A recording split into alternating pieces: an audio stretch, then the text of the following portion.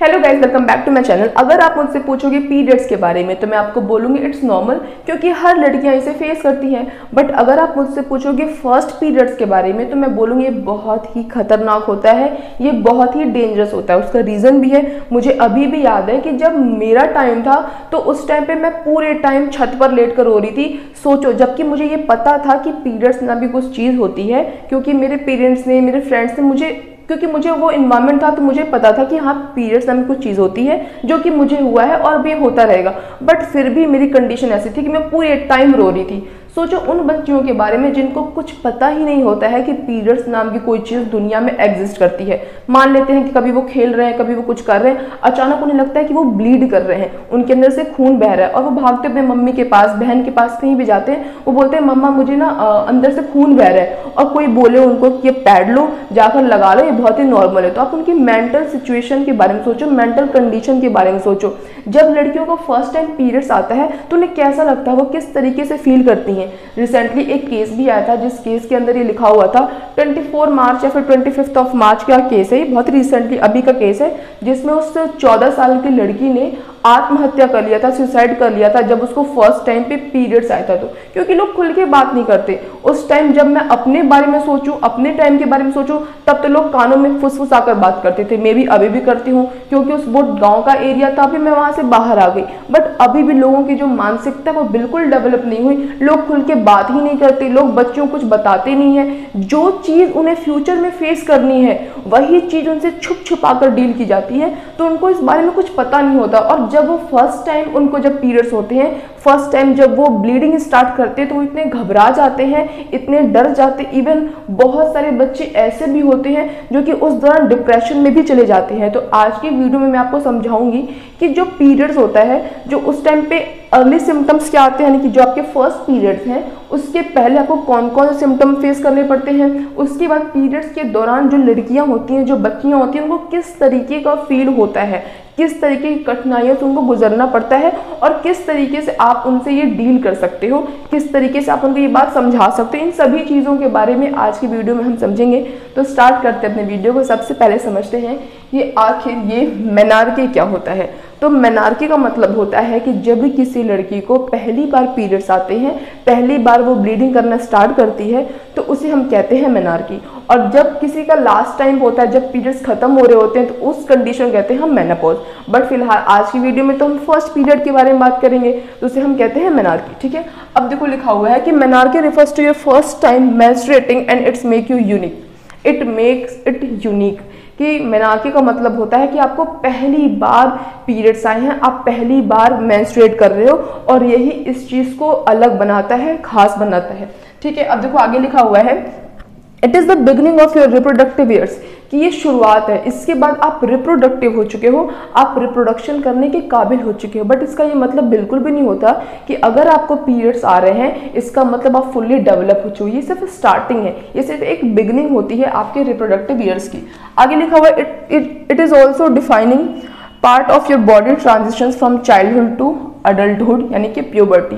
और ये भी इस बात का भी प्रमाण होता है, इस बात का भी सिग्नल देता है कि जो आप बच्चे थे, आप अपने चाइल्डहुड में थे, अब आपकी बॉडी चाइल्डहुड से अडल्टहुड की तरफ, यानी कि आपके प्यूबर्टी की तरफ बढ़ रही है।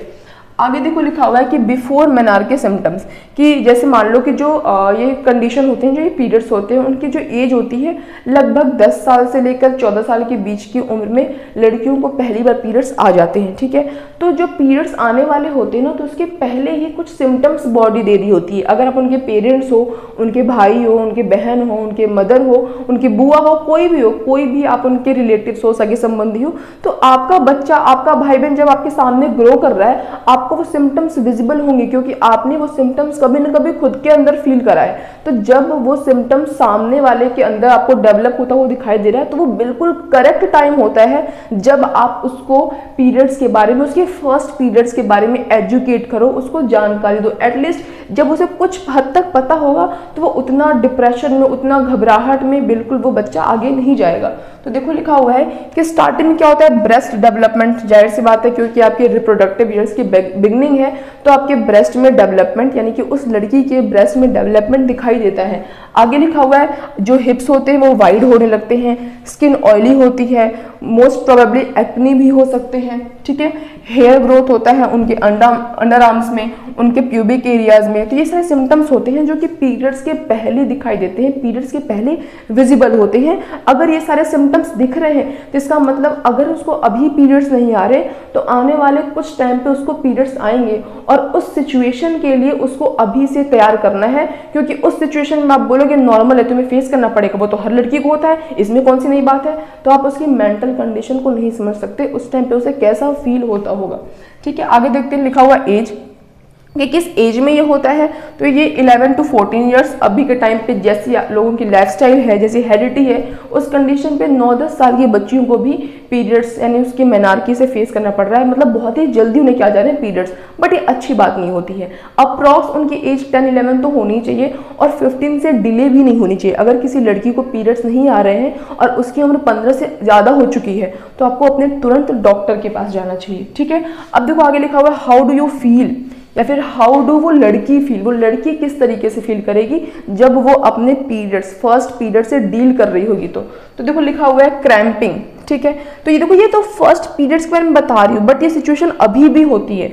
क्रैम्पिंग मतलब कि उनके पेट के एरिया में, बेली एरिया में, कमर साइड पे, पैरों में, हाथों में, इवन पूरे बॉडी में पेन हो रहा होता है और वो पेन बहुत ही सीवियर होता है। ऐसा भी हो सकता है कि जब किसी को फर्स्ट टाइम पीरियड्स हैं तो उस टाइम पे बिल्कुल दर्द एहसास नहीं होता है। ऐसे बहुत सारे लोग होते हैं, इवन मुझे भी पहली बार में बिल्कुल दर्द का एहसास नहीं हो रहा था।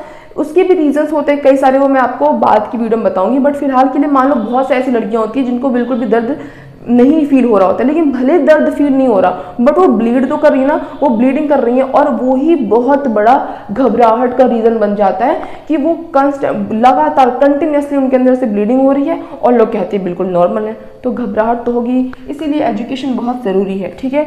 तो उन्हें क्रैम्पिंग होगा, दर्द होता है पूरे शरीर में, उनके मूड स्विंग्स होते हैं। सबसे बड़ी समस्या होती है कि मूड स्विंग्स होते हैं। सिर्फ ये फर्स्ट पीरियड में नहीं, जो लगातार पीरियड्स होते हैं उनमें बहुत ज़्यादा मूड स्विंग्स होते हैं, चिड़चिड़ाहट होती है, गुस्सा आता है, झुंझलाहट होती है, समझ में नहीं आता क्या करना है क्या नहीं करना है। बट इस चीज़ को कोई भी समझ नहीं पाता है। तो देखो जिसको पीरियड्स हो रहे हैं वो तो खुद डील कर रहा है, बट अगर आप उसकी फैमिली हो, फ्रेंड्स हो, तो आपको भी ये बात समझनी चाहिए, बहुत ही ज़्यादा इंपॉर्टेंट है। बहुत ही अजीब कंडीशन होती है जिस टाइम पे आपके इमोशनल सपोर्ट की, आपके समझने की कि आप उसे समझ रहे हो, लव, सपोर्ट, केयर की, इन सबकी बहुत ज़रूरत पड़ती है।